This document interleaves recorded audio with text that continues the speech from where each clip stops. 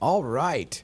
It is still Fired Up Friday. Ooh. And we are going to double dip today because my man Wayne has a special guest from far away. Far, far away. Devin from Alaska. Alaska. Who I still use your old name, by the way. You're still in my phone with your old name. It's like So- 3 last names ago. Yeah, exactly. I know. I'm like, this is Devin Thomas. They're like, I don't think it is. And I'm like, no, we're still going with it. So anyway, no, I'm excited. We're doubling down on Fire Friday, and Yes. that we have Devin with us. It's amazing. And so, give us a little background here. So Devin is the one that knows that all my stories are legit. They're like, were you really that bad? I was like, I was really that terrible. No, Devin and I have been in real estate for like longer than we probably want to admit, in Wasilla, Alaska. So we were both just agents slinging contracts a million years ago. And Devin was amazing since day one, whether she wants to admit it or not. Worked for some incredible agents, and now she owns Signature Alaska, which is an incredible brokerage in Alaska. She built the thing, her and your mom helped, Yes. but I like to give Devin all the credit, right? But no, they built this incredible brokerage with really incredible people and culture. So it's very cool to have her with us, and we've been coaching for I don't know how many years Oh, we've so been coach coaching too. together. Okay.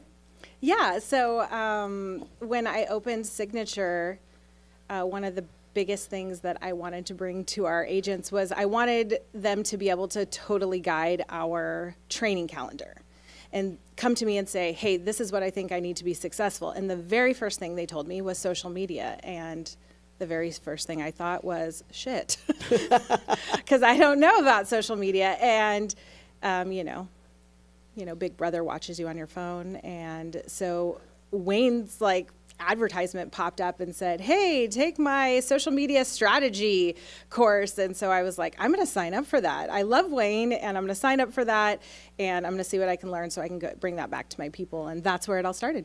So now, when was this? Let's just timestamp this. 2018. 2018. So now you're already here. I was here. Yeah. Okay. Yep. So now I'm going to play ignorant Texas guy. Okay. So I know Alaska is technically bigger, right?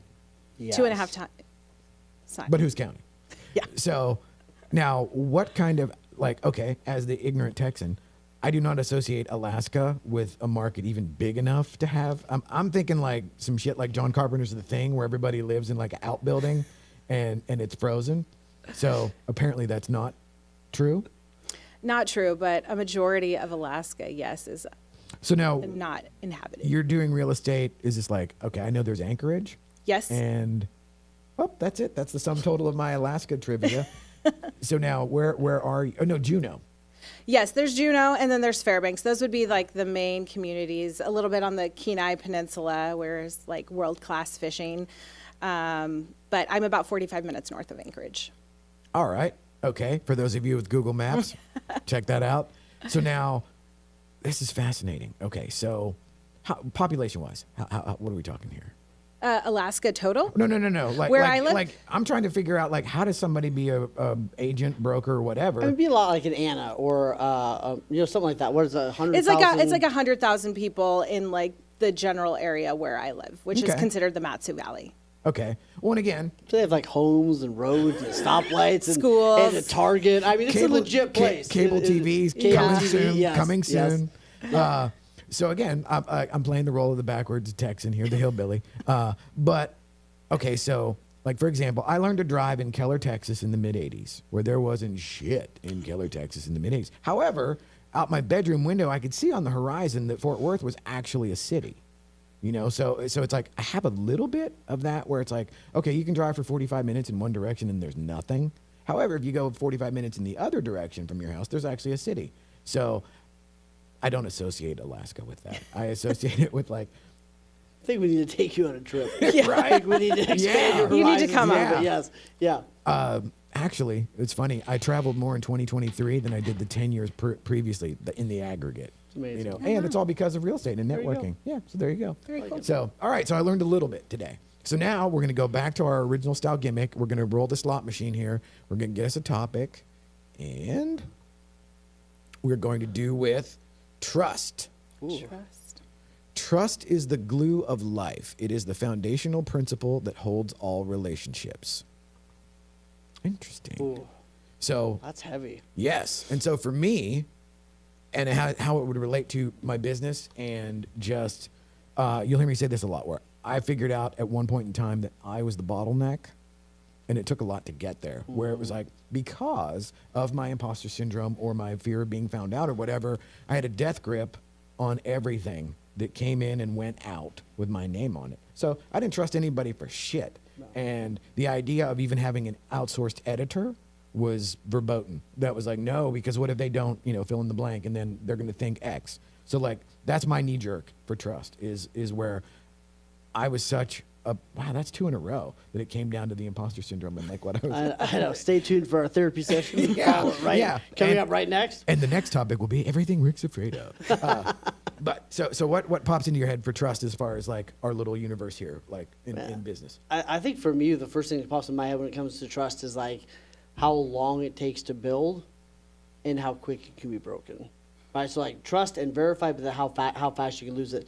And I think especially like in the coaching space, for me, trust a lot of times is longevity. Like, are you playing the long game? Like, there's so many people that can look good for 5 minutes, but like playing the long game is how I think it's how we build a lot of trust nowadays with social media stuff. It's like, oh, he's been doing the same thing for X amount of time, like that. Like we build trust kind of in that way. It is, but I think there's a science to building trust too, which I think that like realtors do it with our clients, we do it with our teams. Like you've got to lean into how do I actually create this from nothing? So yeah. What about you, trust? What comes to mind with trust? It's really trusting yourself. So I'm going to give a little plug for Wayne. I think coaching is invaluable. I can't imagine doing my business without it. Last week, when we had our coaching call, I was like, I'm going to go totally off grid with this. Is that okay? And he was like, yeah, let's do it. I mean, we went totally outside of business, and that was really cool, and it's really powerful for me to have that in a coach. Of course, I have to be able to trust my coach to be able to do that. But I think the most valuable thing for me that has came from Wayne is really to trust myself. I think that's one of the biggest skills we can learn as entrepreneurs is like really that self-trust, because we have to take a lot of risks. We have to do a lot of things where we don't know what it looks like on the other side, and it never turns out how we think it's going to turn out on the other side. And so we really have like building that self-trust is invaluable as an entrepreneur. Otherwise, you'll constantly get paralyzed by that imposter syndrome, by that, I don't know if I'm supposed to be doing that. Maybe I should really go work a corporate job or whatever, is really having that self-trust. And that is always a work in progress. I love that you said that. It was interesting. Somebody asked Tony Robbins years ago, and I'll never forget. They go, "Why aren't people buying our product?" And they're like, "We have this amazing product. It's great. We know it works. Like we're not BSing anybody. Like this is amazing." And what Tony Robbins said was, he goes, "There's a lot of people that aren't buying your product, not because they don't trust the product, but because they don't trust themselves. So like they don't trust that they'll watch the thing. They don't trust that they'll implement. They don't trust that they'll do the stuff." And so I think it's so interesting you say that, because most people, and this is one of the reasons we ask, like at the beginning of almost every coach call, is like, what were your wins this week? And everybody's like, I don't know, I didn't have any. And I'm like, yeah, you might have had one, right? But like I gotta like dig in to find one, because I think that if we're first off, we do have to be able to trust ourselves. But second off, to your point, it's really interesting is I think we unconsciously erode trust in ourselves if we're not aware of it. Meaning, like we're only tallying where we dropped the ball, and we're not tallying some of the stuff we did well, right? And the analogy of that is, I remember somebody gave me this analogy one time of like, everything that happens is kind of like this thing we throw into a pond, and the pond's our mind. The good things we kind of let float to the bottom of the pond because we don't need to remember them. It's like, oh, that call was good. I nailed that coaching appointment, right? Like good, right? But the bad things, our unconscious mind keeps at the top of that pond because we never want to forget that, because we don't want to experience that pain again. So it's like, that's why you can, right? How many times you and I had an agent that made 100 calls, 99 were great, but they can't get over the one where the person yelled, or they dropped the ball, or they slurred their words, or whatever it is, right? Because like our mind's like, ooh, don't forget that thing. Right? Remember that one time you messed up, but all the good memories like float to the bottom. So if we're not aware of this, we don't have a process in place, we're like eroding our self-confidence, even if we are doing so many things right. I love this. And I love the fact that, okay, this is the second time that I've had 2 coaches on. So it's like, I'm getting like, kapow, I'm getting like blasted. We should just have Rick in the middle. And just be like, let's talk about your childhood. Yes. And like, what are you afraid of? So now, how do you get past that negativity bias? Because there's a part of it that's biological, where it's like, Yeah. you know, if you walked past the copse of trees back in the day and it was a tiger and you acted like it wasn't a tiger, well, everybody that did that, they got eaten, and so their ancestors aren't here to tell us about it. So, but we're all the byproduct and the evolutionary, you know, end of the line of all the people that were scared shitless of stuff and hedged against taking risks. And so, how do you like? Okay, so it's our very first. Oh, this is like free stuff. So like this is our very first call. How do you get somebody out of that thing where they're just paralyzed, where they don't trust anything, they second guess everything? How do you get past that sort of, or what's the beginning of the process to not second guess everything you do? Yeah. Do you want me to go first? Sure. I think I'm there's a couple second things- guessing myself on what I'm going to say right well, now. I'm second guessing myself. So here's, I think that first off, I remember asking Minja one time, I was like, do you fake it till you make it? And she's like, well, you don't really fake it till you make it, but one of the most powerful things you can do is pull the energy of a past success into the present. So like, man, remember that time where you went on stage, you were scared out of your mind, but you went on and you did it anyway, and it worked out, right? So like, I can kind of pull that energy into the moment. So I think sometimes I have to help my clients be like, you know, hey, if you were able to do this, I know we're going to be able to figure this out. So like, give them some concrete evidence, right? Like you were able to deal with this in your life, right? Like, okay, you're going to be able to take this, so bring some of that in. And then I think the second thing is, like, sometimes you don't have to start with a huge thing. Sometimes start with some small wins, right? Like, write 2 cards, right? Like, get up 5 minutes earlier. Like let's start with little things and let's build the bricks over time. I think confidence is things that most people are looking for in a YouTube video or some bumper sticker. And I think a lot of times confidence is something that we have to build, you know, brick by brick by brick. And I think the two things, it takes maturity, because I think our mind wants to go like, I'm good or I'm bad, right? It wants to be very polar. And so I think it takes effective reflection. It's probably the best thing that I can give some of my clients sometimes is effective reflection, I like that. which isn't like it was a bad day or it was a good day. It's like, okay, what was good? You know, what did you do well? What did you not do so well? And what are we going to do different next time? So it's like effective reflection on, hey, some of it was really good. I think this part sucked, and like, here's what I'm going to do different next time. So getting out of like that monkey mind of just like terrible, good, right? All that BS that doesn't really serve us. So, but I'd love for you, Devin, like, what do you do, especially with new agents that come into your brokerage, and they're like, I'm scared, and you're kind of like, you should be, right? Like, Yeah. Right? I mean, don't be scared, right? But like, what do you do, especially with those new agents? Like, how do you build their confidence? Well, one of the questions, I think I got it from you actually, is looking for proof of success in other parts of their life. And that really helps me kind of determine, like, are you cut out for this? Are you gritty enough for this? Because this is a gritty job. Like, there's a lot of glamour that social media puts on this job, but it is a gritty job. It's not glamorous. It might look glamorous. It is not the, you know, House Hunters or the Selling Sunset show, especially in Alaska. It's gritty. And so I'm looking for proof of success where they really were able to draw that grit out. And sometimes that's an ugly divorce that they made it through on the other side of. Sometimes that's like a weight loss journey, and just really helping them identify those spots throughout their life where they've had that proof of success, and knowing that they can take that same grittiness and apply it to real estate. And there's nothing harder than a nasty divorce, or you know, I've never had a 100-pound weight loss journey, but I can imagine that's very hard. So if they can do that, they can certainly do this. Absolutely. And so, you know, I often talk about, you know, the recovery thing or whatever, having been sober for 19 years. And there's a lot of stuff in the world of the 12-step programs or whatever, where it's like this faith-based, and it's like, for me, that it's not teachable in the sense of, oh, just believe, just have faith or whatever, blah, blah, blah. Because at the end of the day, to tie it into what you guys were just saying, the faith aspect for me in anything is really just a math problem, where it's like, okay, I have been sober. Like, if you've been sober for 15 minutes, or if you've been doing anything for 15 minutes, you suck, or it sucks, or whatever, because it's all brand new. Yeah. And we have this sometimes misguided idea of like, if I'm not good at it right away, I don't want to do it. Or at least that's me. Yeah, you know, let absolutely. me tell myself. But a big part of it over time is, like I tell my guys, if you don't suck and you don't quit, you'll be all right. Yeah. You know, and it's like, well, if you suck, we can make you better. But if you quit, well, then that's on you. Yeah. You know, and then the faith becomes this math problem where it's like, I've done X, Y, and Z one time. Yep. in recovery, and I lived. Yep. You know, and that could be translated into anything, any kind of endeavor or business or whatever. Now I've done it twice, Yeah. and I survived both. Yeah. You know, and then over time it's like, okay, well now I've done this 17 times, or like what you said. Yeah. Okay, I've been on stage and had my ass handed to me or whatever. You know, and I have my experiences, and like, well, okay, if I've done it 100 times, there's always going to be one that's the worst. Yeah. Just mathematically, Yeah, there's going to absolutely. be something Yeah. that was Yeah. the worst.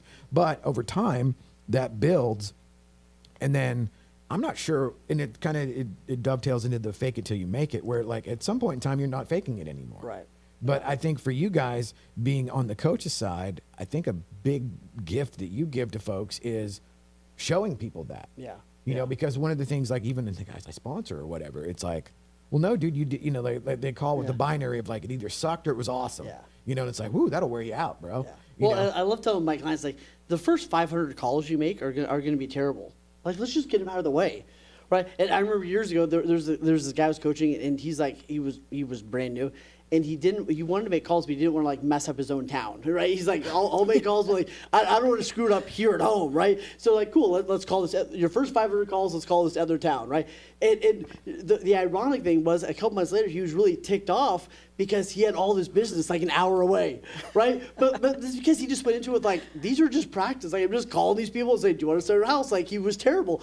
But ironically, he actually started getting business an hour away. He's like, well, I guess I should, right? But I think it's a big part of it. And then I think too, with imposter syndrome, you got to get out of like being so attached to the outcome and be like, instead of, am I an amazing speaker? It's like, man, I prepared the best I could. I got up there and I was authentic. I learned these 3 things. So it's more like, who am I as I go through it? Less of like, how are people interpreting me, or did I do it perfect? So I think that's one of the ways you go over imposter syndrome, is like, I'm not trying to be somebody else, right? I am being authentically me in this way. I'm stepping up. I'm doing the thing. I'm doing my best. So I think that's another way that we get through it. Love it. I'm glad you brought that up too, because I think one of the things that draws me to Wayne is authenticity. I think anytime you get into like a coaching relationship with anyone, is like, you have to be willing to tell them your shit. Yeah. You have to be willing to, like, because then they say, okay, like at the end, like when a lot of coaches that I've dealt with in the past, like all you see is the end byproduct of like, you're awesome. And like Wayne said, then you're like, okay, I'm not them, so I suck. And you don't see like the progression along, you know. When I started selling real estate, I was 21 years old. I had a 4-year college degree, never worked a day in my life. I got married, had a kid, and got divorced in 18 months, and I was living with my parents wearing my mother's underwear. There is zero reason anyone should have bought a house from me. Zero. I didn't know the first thing about, buying a house, let alone selling one. And so, yeah, I had to go to people I didn't know that didn't know my story. And they don't see that today, unless I share my story and I'm truly authentically who share where I came from, they don't see that. And so you have to be willing to be open, especially if you want them to be open with you. Absolutely. And in today's world, that is like, it's like this weird paradox of, people airing every bit of dirty laundry on the internet because they think they're being authentic. And it's like, no, dude, you're just like a self-absorbed jagoff. Like, what are you doing? Versus the idea of like, oh, I can't let anybody know this, that, or the other thing about me, because then they won't do what I think I need them to do. Yeah. Well, one of the funny things, like, sell what you got, right? So I remember years ago, I had a mentor, and I was like, dude, what do I tell him? He's like, tell them that, like, you're going to give them everything you got because they're your only client. Right? And I remember going and I was like, I'm going to give you everything I got because you're my only. And they're like, oh, cool. That's awesome. We're getting 100%. And I was like, cool. Like, I just sold all I had, which was like, I don't have anybody else. Right? You're going to get all my attention. I love that. Like, sell what you got. Yeah. That is, okay, I'm going to write that one down. Yeah. And, even on my end of there's so much that people do where it's trying to be perception management, where it's Yes. like, I think I need you to think of me in a certain way, and I think if I do this, you will. Even as simple as like bringing it back to real estate and a listing, it's like, if the primary bedroom is upstairs, let's not pretend that it's not. Right. You Yes. know, Yeah. because all we're going to do is like, okay, we're going to make badass content and we're going to drive people there in droves, and then they're going to get there and they're going to be mad at you because they think you tricked them. It's like the people that won't do videos. It's like they're gonna meet you at some point. Right. They're like, I don't like how I look. It's like, well, they're gonna at some point they're gonna meet you. They're gonna see Yeah, you. yeah, yeah, yeah. yeah. That's the old thing too, where it's like, I hate how I look and how I sound, and it's like on camera, and it's like, well, unfortunately, that's how you look and sound in real life. yeah. That's unfortunately you. Yeah. Yeah. Lean into it. And so now, I love this whole thing of everybody's kind of like telling it. So, how do you get to where you actually trust yourself, where you actually stop? So like now, just to bring it, so like for me, in the world of who I am now versus like who I was 21 years ago, all of the same defects are still there. They no longer have a vote as far as, so like I still have the same thoughts and the same reactions or whatever, but how do you get yourself out of, like, I always say, like, okay, my first knee-jerk reaction to any situation is the ridiculous, like, alcoholic version of me that's just total chaos and insane. Now, that guy he's the head coach. And it was like, you know, he'd call an audible at the worst possible time. But now, still in the car, but he's in the trunk. He's no longer. Exactly it. Yeah. Yes. Yeah. So how do you guys like get folks to, like, for me, it had to have this external, like, life burns to the ground or whatever. So for folks that don't have that, how do they start into that path? Or like, how do you guys still experience that? Like, all of the old bad habits are still there. Yeah, no, I've arrived. I don't know what you're talking about. Like, I wasn't struggling with like this morning, so I don't know. Yeah, Devin, you want to take this away? Yeah, same. I was like, why does anyone want to talk to me on a show? I think the same as like bringing it back to new agents, like looking for proofs of success and helping them draw that out of themselves. I have to do that with myself. Just a little over a year ago, I had this wild idea that I wanted to start Alaska Real Producers, and I remember you calling me, and I'm like, "Oh, cool." And now they're like, yeah, you're like, you already have 18 businesses. She's like, "Hold on, I have an idea." And whenever I get that, I'm like, "Oh God." And yeah, I remember, and like I had to, go back to when I opened Signature. It was a totally different financial model than we had seen in our market before. Ironically, lots of people have copied it since then. They told me it wouldn't work. They told me I'd be bankrupt. They told me agents wouldn't follow me. And I did it. We have 50 agents and we have 400 agents in our area. So I had to really go back and remember what I had already done, because it was very easy for me to say, okay, this is actually not a good idea. This won't work here. People are going to think this is weird. You're doing this. And I did have that. I mean, I had constant, like, that voice did not go away when I pulled the trigger and said, I'm doing this. The very first realtor I met with said, is your business failing? Why are you doing this? And I thought, ooh, I shouldn't do this.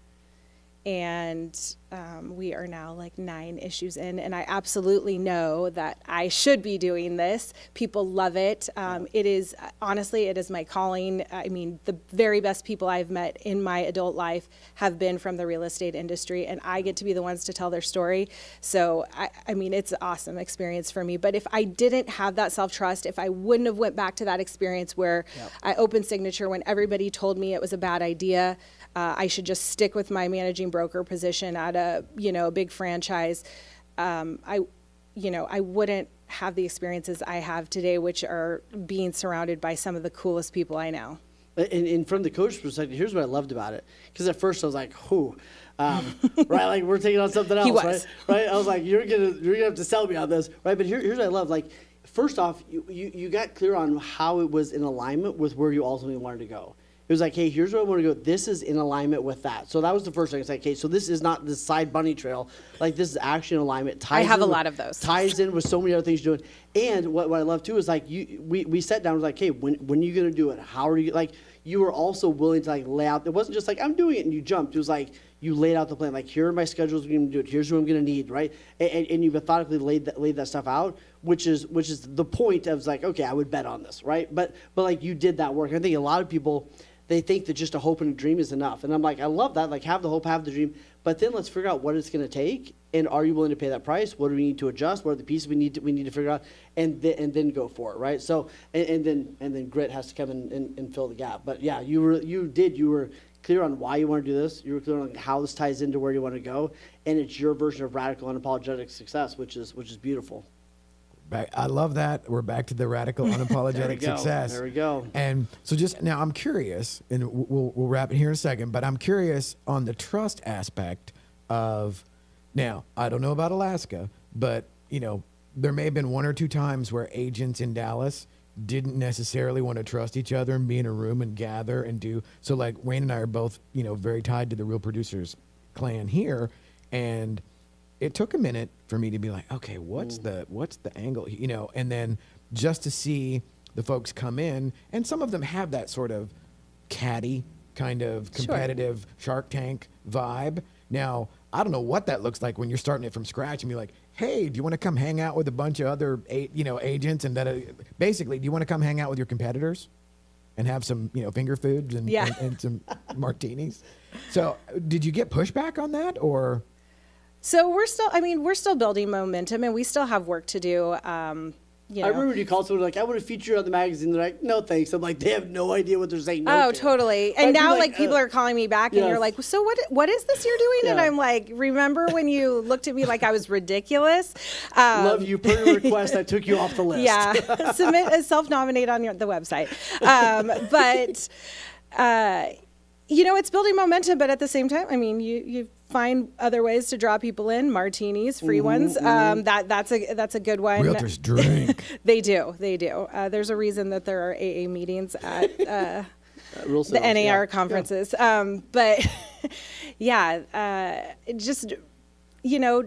Just knowing that I'm going to put people in the room, and eventually more people are going to get in the room, and more people are getting in the room. I just focus on the value. I don't really actually worry about who's going to show up. Otherwise, I will imposter myself to death. I'll sit in the car like shaking and rocking back and forth.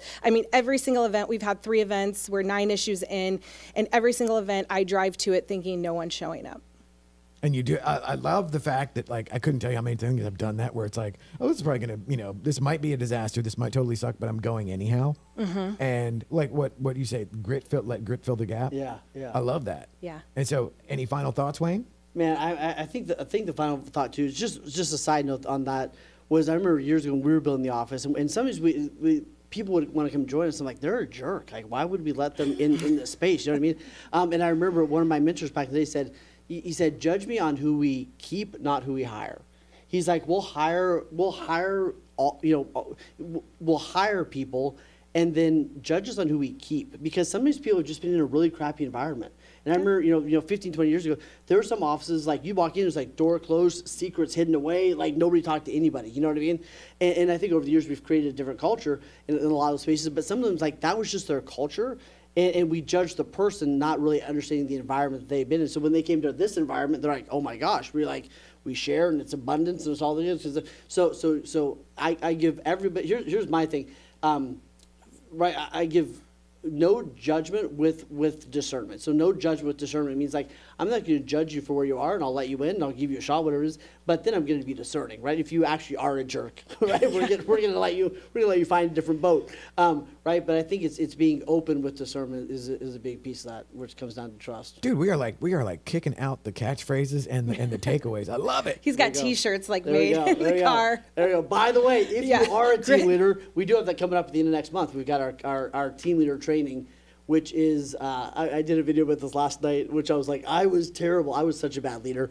Devin, I'm sure, can attest to all of my mistakes along the way. I was a terrible leader. Like, I wanted it. I had the right mind. I was like, I love this. I want to help you. I want to build a team. I want leverage. But I was a disaster. But back to your point, it's like I had all the heart, but none of the tools. Right? I didn't have the tools and the systems and the processes. So that's what, I think both of us right now, it's what we do is great people come in, and then we want to equip them with the tools and the things to really help them be themselves. So that's why you do what you do. That's why I do what I do. That's why we're doing the team leader training, everything to equip so right that they on. actually have it. Any final thoughts from Alaska? Just that self-trust is like knowing like when you're about to take a huge risk, like look for other parts of your life where you were like, I don't know how to deal with this, and you got through it. And just take the leap. If it's the right thing to do, you will know. You will know in your heart. And it's like, don't let all that other noise talk you out of it. Love it. And then I will close out with the benefits of coaching and the objective point of view of somebody who is not emotionally tied to whatever it is that you're doing. And especially, like you said, after you tell on yourself and they know your shit, that is a game changer. Yeah. And well, thanks, guys. Thank you, my brother. Thank you. And that's it. We'll have Peter take us out one more time.